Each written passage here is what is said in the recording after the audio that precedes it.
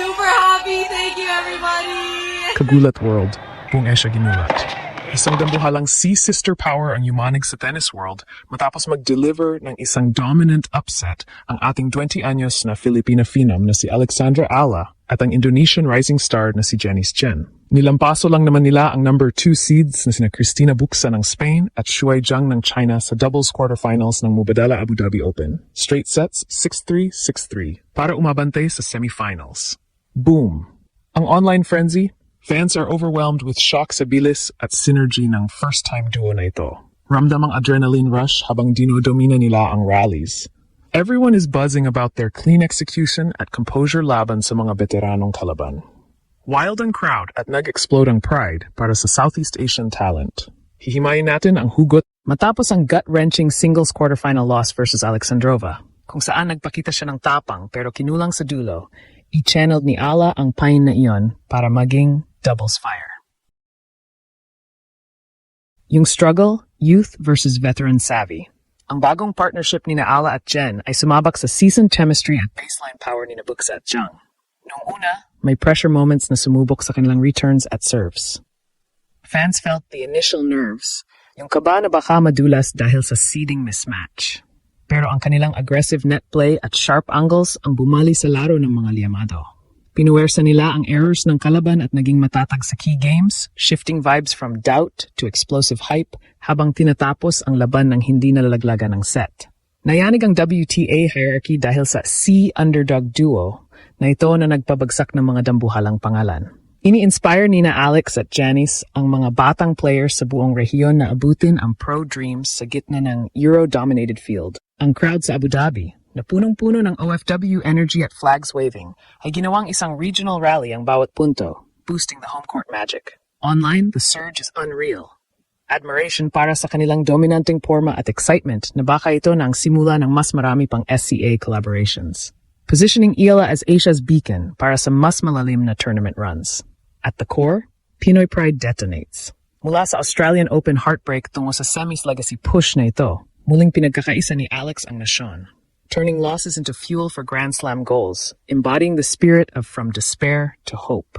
Ang collective high ng bayan, waves of inspiration, unity and awe of her grit, at unbreakable belief na si Alex ay bumubuo ng sariling dinastya. Ano pa ang susunod na milagro sa semis? Laban, Alex at Janice, buong rehiyon ang sumisigaw. Buong Asia ginulat.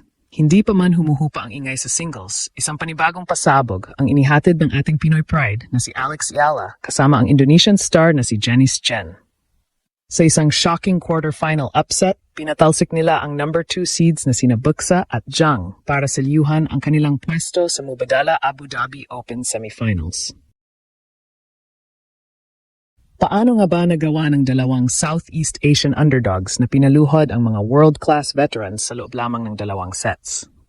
Sa videong ito, hihimayin natin ang SEA sister synergy na nagpabaliw sa tennis fans worldwide. Mula sa net aggression ni Janice hanggang sa baseline bombs ni Alex, ilalantad namin ang mga tactical secrets na nagpabagsak sa pader ng Europe at China.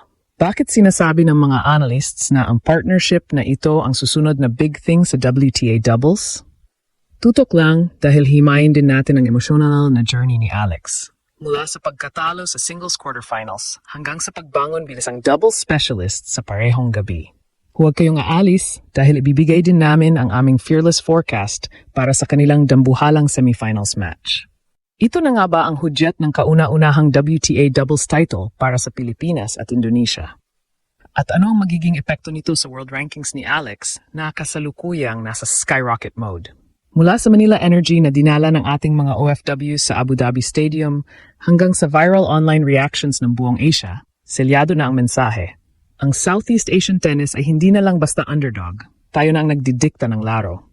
Handa ka na bang sumigaw ng Laban Pilipinas, Laban Indonesia? Siguraduhin na nakasubscribe ka na para sa ating semis live coverage. Ito ang ginulat ang mundo, kung saan ang bawat palo ng Pinoy ay ramdam ng buong mundo. Buong Asia na patulala. Sa ilalim ng mainit na gabi sa Abu Dhabi, nasaksihan ng tennis world ang isang kabanata na walang sinuman ang nakakita na darating. Ang ating Pinoy pride na si Alexandra Ala at ang pambato ng Indonesia na si Janice Chen, dalawang rising stars mula sa Southeast Asia, ay nag-deliver ng isang strategic masterclass na nagpabagsak sa number 2 seeds na nina Cristina Bucsa at Shuai Zhang. Hihimayin natin ang context ng laban na ito.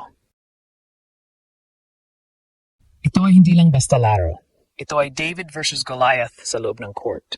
Ang tandem ni Bucsa at Zhang ay bit-bit ang matinding veteran experience at seeding advantage. Pero sa harap ng bilis at gutom ni Alex at Janice, tila nawala ng talim ang mga pambato ng Spain at China. Ang score na 6-3, 6-3 ay hindi lang basta panalo. Ito ay isang statement of dominance na niyanig ang WTA hierarchy. Boom! Tingnan natin ang the conflict, youth synergy versus veteran chemistry.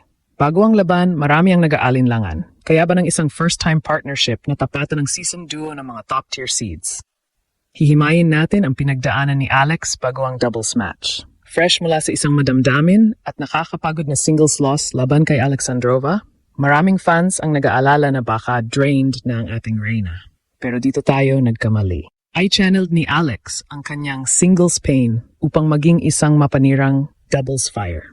Kasama si Janice Chen na nagpakita ng nakakangilong bilis sa net, pinuo nila ang isang Southeast Asian wall na hindi mabasag-basag ni Bucsa at Zhang. Ang stats ay hindi nagsisinungaling. Ang kanilang return games ay naging agresibo, pinupuwersa ang mga errors ng mga kalaban sa bawat crucial na sandali. Hihimayin din natin ang the net aggression.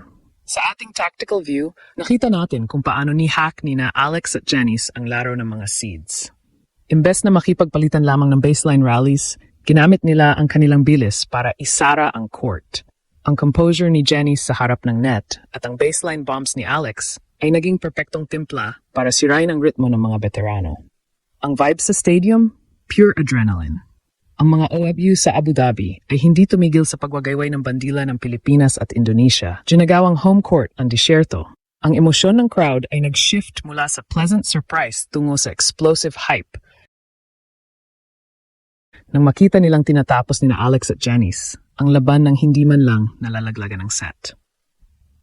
Ang global impact nito ay dambuhala. Ang C-underdog duo ay opisyal ng pumasok sa semifinals. Isang tagumpay na nagpapatunay na ang Southeast Asian talent ay handa ng bumangga sa kahit sinong world-class pair. Ang online surge ay hindi mapigilan. Mula sa Manila hanggang Jakarta, ang bawat tennis fan ay buzzing tungkol sa clean execution ni Alex at Janice. Sabi nga sa mga international headlines, the region has found its new icons. Mula sa AO heartbreak tungo sa semis legacy push na ito, ipinakita ni Alex na ang pagkatalo ay ginagawa niyang baitang para sa mas mataas na paglipad. Habang ang buong rehiyon ay sumisigaw ng suporta, isa lang ang malinaw. Ang semifinals ay hindi na lang basta laban.